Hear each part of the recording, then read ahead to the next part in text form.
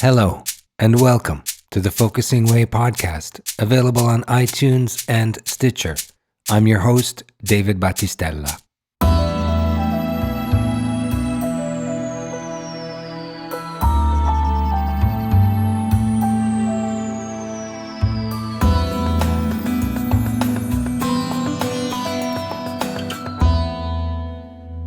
Today on the Focusing Way podcast, our guest is Barbara McGavin. Barbara specializes in using focusing with emotional overwhelm, self-criticism, and creativity. Barbara McGavin's greatest joy is exploring the frontiers of the focusing process, what it is, and how it can be applied in daily life. Since 1991, she's been developing inner relationship focusing with Ann Weiser Cornell. Since 1994, the two of them have been exploring focusing in some of the most difficult areas of life. Treasure Maps to the Soul has grown out of this and is the core of Barbara's own focusing practice. Barbara's other great interest is in how focusing can be used in the creative arts. She has developed a process called From Spark to Beacon to help people develop and release their creative capacities. Barbara has been practicing focusing since 1983. In the 1980s, she helped found the British Focusing Network and the British Focusing Teachers Association. She is a certifying coordinator for the Focusing Institute, as well as an accrediting mentor for the British Focusing Teachers Association. Her background is in humanistic psychology, teaching, fine art, and graphic design. And now, part 2 of our conversation with Barbara McGavin.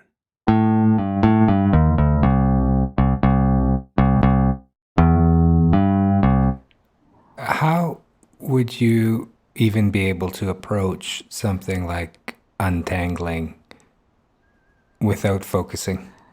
You couldn't, I don't think.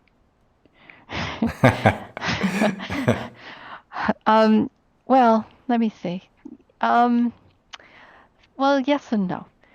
Focusing is a natural human process, and Jean developed a way of being able to articulate it, to be able to show it to people so that people who weren't doing it already could get it and learn it and develop it themselves.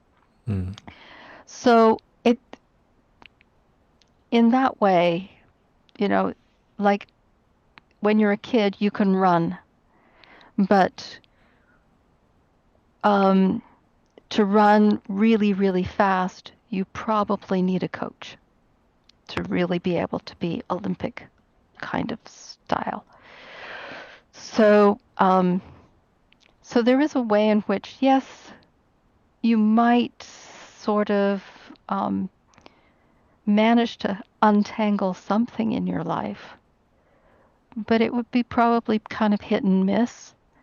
And what we do is we offer a support structure or a cognitive structure or an emotional structure that will help you be able to turn towards those places that are really, really stuck. And you get, when you're inside them, your perspective is bound by the tangle itself. So being able to come into relationship with a tangle is really hard. Really hard. It might not be impossible, but it's really, really, really hard. You might be able to do it through meditation. I don't know. But there aren't that many ways of being able to get to a point where you can actually have that whole situation without being caught up and bound by its parameters. Does that make sense? Yes, because I've experienced exactly what you're speaking about, and I can say with absolute certainty that within the environment you and Anne create, it gives a person every possible opportunity and structure and support system and the language to confront, to be with, to get to know any of these kind of things. And, each time we deepen that process, we come out of it and carry forward in a new way, in a fresh way, as our new self, as a rediscovered self. And that I just wanted to ask a little bit about Jean's philosophy, and if you could just talk a little more about that sort of carrying forward energy and what that means and how that affects things. Yeah. I'll do my best. Because Jean's philosophy is so deep and so subtle. He calls it the philosophy of the implicit. And he means implicit in a very specific way, which is something that you can sense but does not yet have explicit form. So he's really pointing to what some people call the liminal edge, where you can sense it, you know it's there, but it as yet does not have form. So when it doesn't have form, it is still open. So as soon as something has form, it has the potential for being set. And a lot of what we believe about ourselves is kind of set. In order for something to be able to shift, we have to go to that liminal edge, that place that is not yet symbolized. It's not yet in words, it's not yet in pictures, it's not yet in movement or in behavior. It's open. And so that's really what focusing is about going to that liminal edge and allowing it to reconstellate, reshift, to be directly sensed.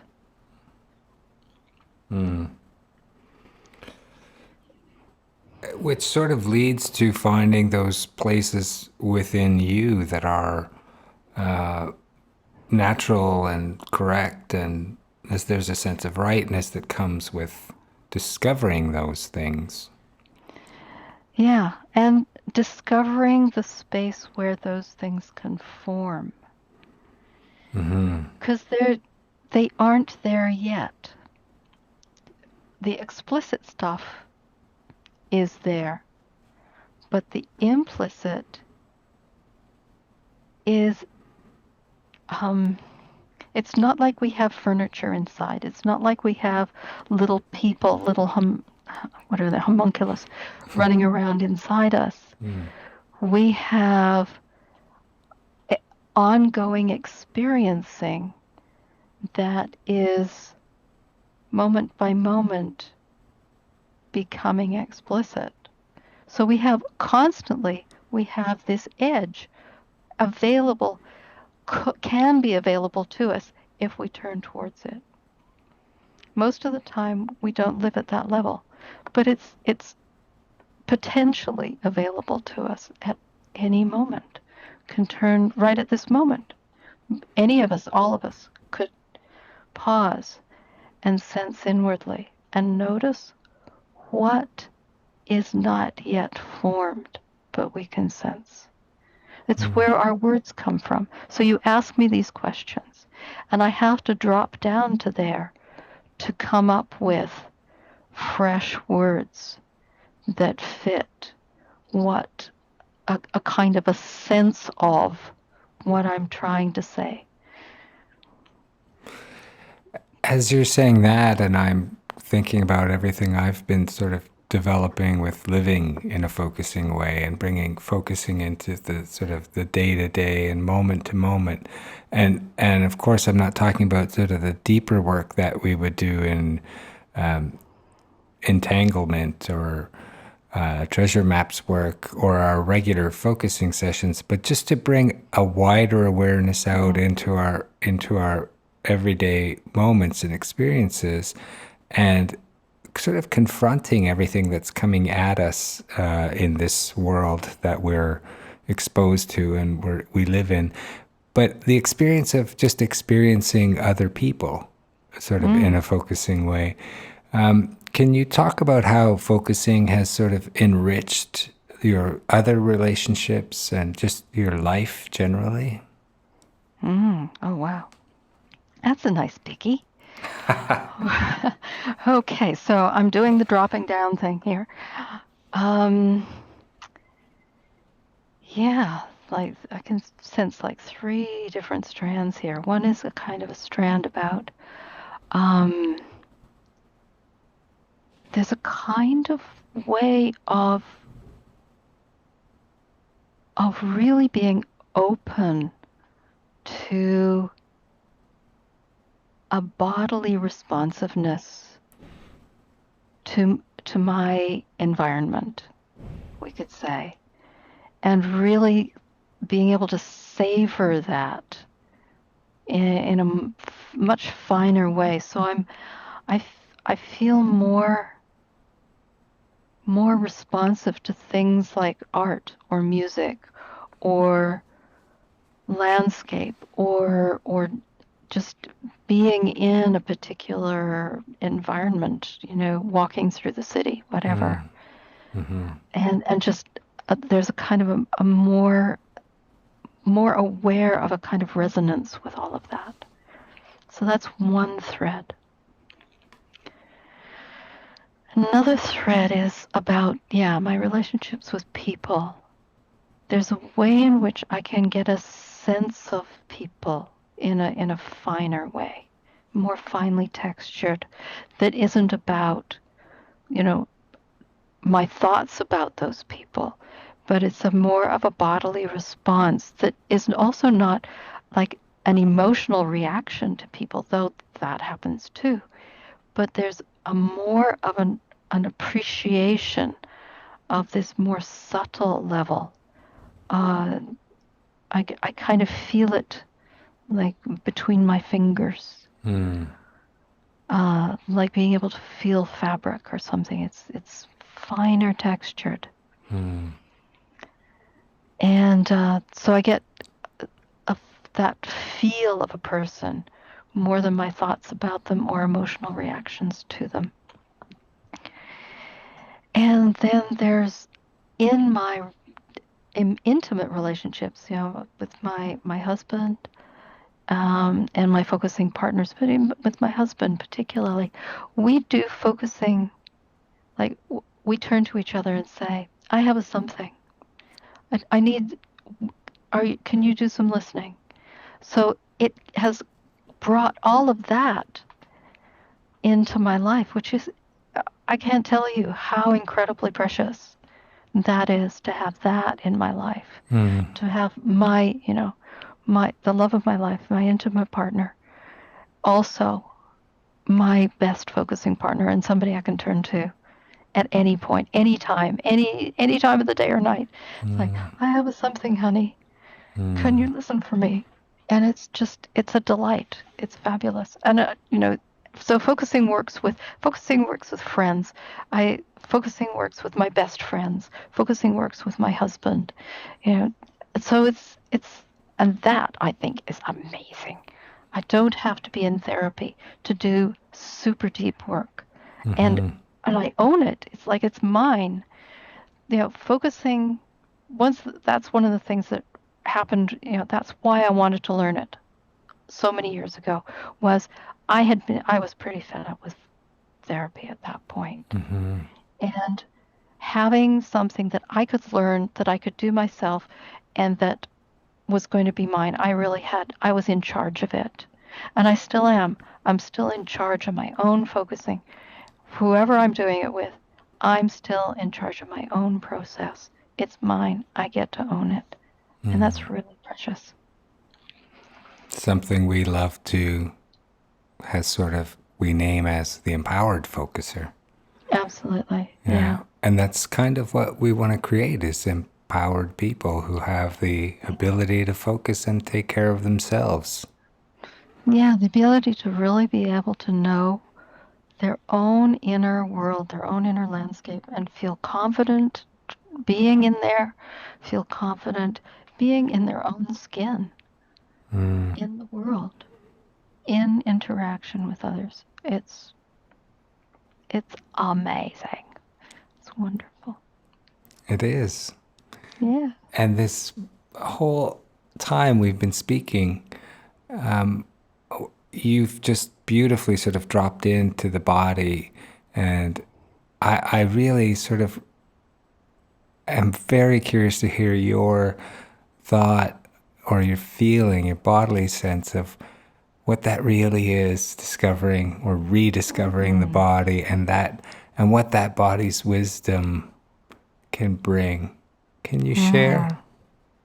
Yeah, let me see.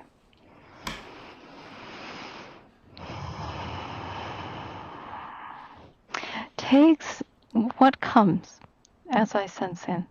What comes is remembering how disconnected I was from myself when I first discovered focusing.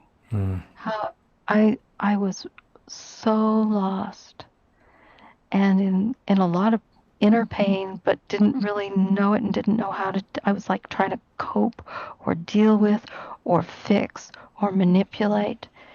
And how it is now is when it hurts, and I'm okay. I don't have to disconnect myself from myself. I can stay whole even when something inside me is hurting. And that's really special. I don't have to be afraid of anything inside of me. I can turn towards, I can sense, I can be there just as it is, really directly experiencing the whole of my experiencing without changing anything. It's, in a way, it's like super simple and very challenging sometimes, but absolutely wonderful. The aliveness in that is amazing. I can feel that. Yeah. Yeah, and that's something we can experience in focusing, is that it's that edge that you mentioned earlier, that even just sitting and listening, there's an aliveness to the other that sort of activates your own body and your own aliveness. Yeah. And there's something mysterious and something we know to be beautiful in a way. Oh yeah. Yeah. Yeah. Yeah. That really points to, for me, the whole thing about focusing partnership and about how amazing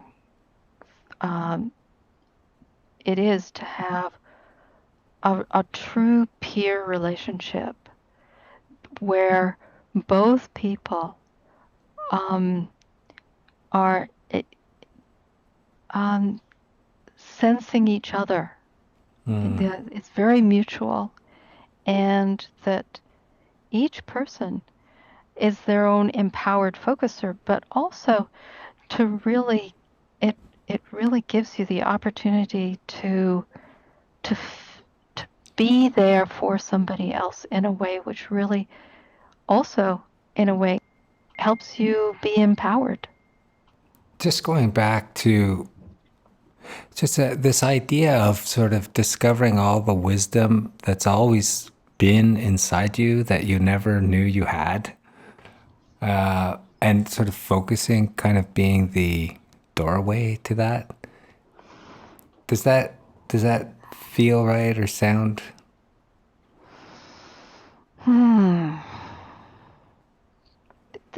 It's one way of being able to, yeah, you could put it that way. There is a yeah, people do talk about like a bodily wisdom and that kind of thing.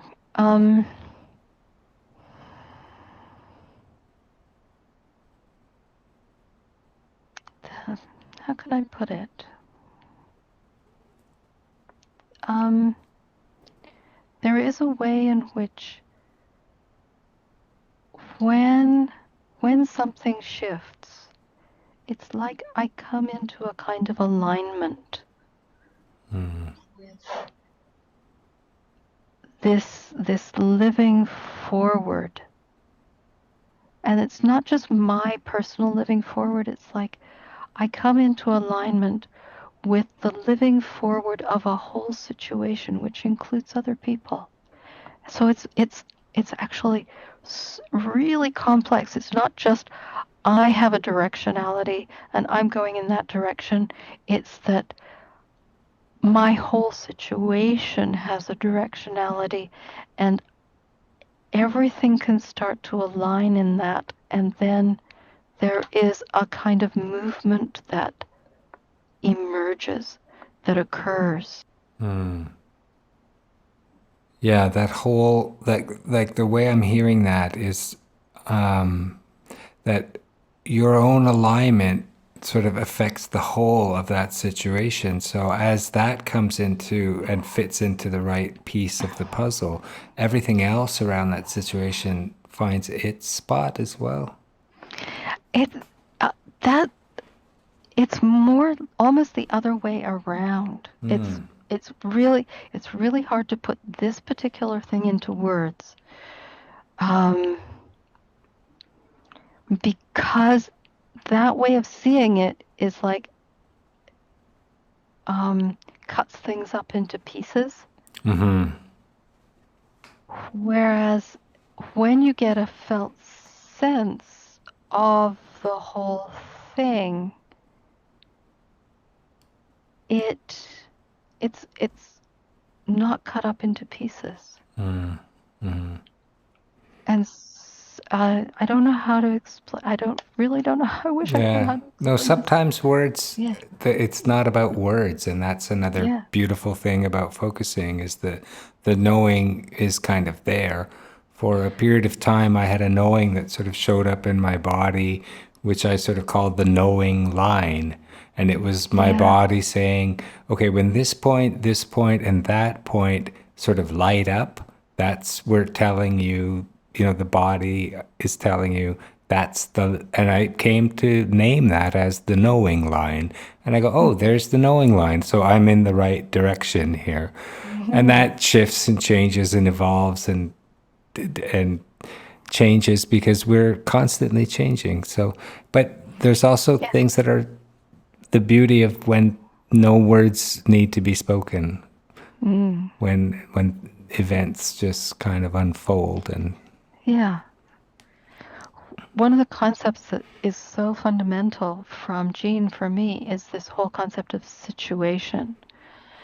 So that a situation is everything that is relevant to a particular situation. Like, so my relationship with my daughter, everything that is involved with that is part of the situation. It's not just what's happening between me and my daughter. It's the whole situation of my marriage is somehow in there, and where we live is, and what's going on for her in her life. And so the whole situation is involved, and I can get a felt sense of that. And my felt sense, when it gels, will help the situation to shift. Yeah. Without my doing anything, without necessarily having to do something like a particular something. My living in the situation will be different. And my living in the situation changes the situation. And a changed situation means that she has to live differently too. Because she's part of that situation.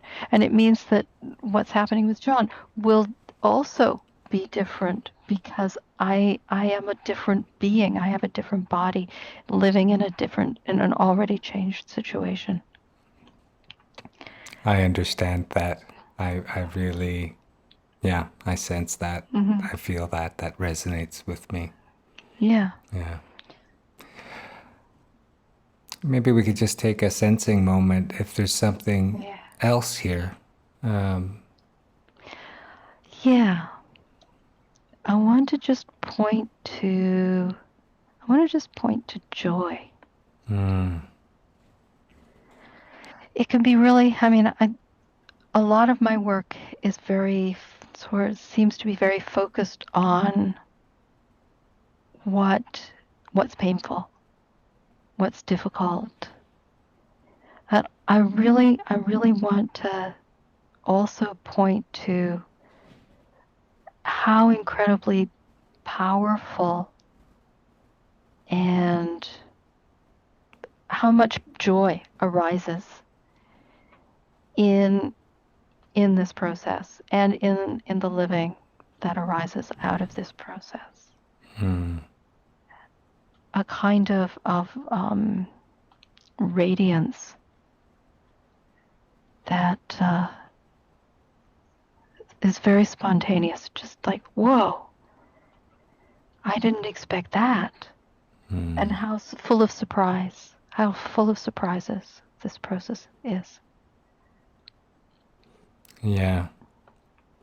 That's reminding me how we often invite joy and good feelings within focusing to be there just as fully as those feelings want to be there,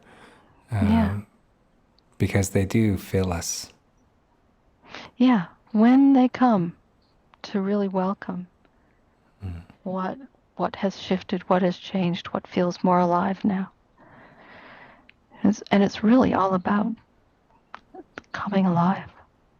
For me, focusing is really about coming alive. Barbara McGavin, thank you so much for sharing. It's been a pleasure. Truly. Thank you, David, for inviting me.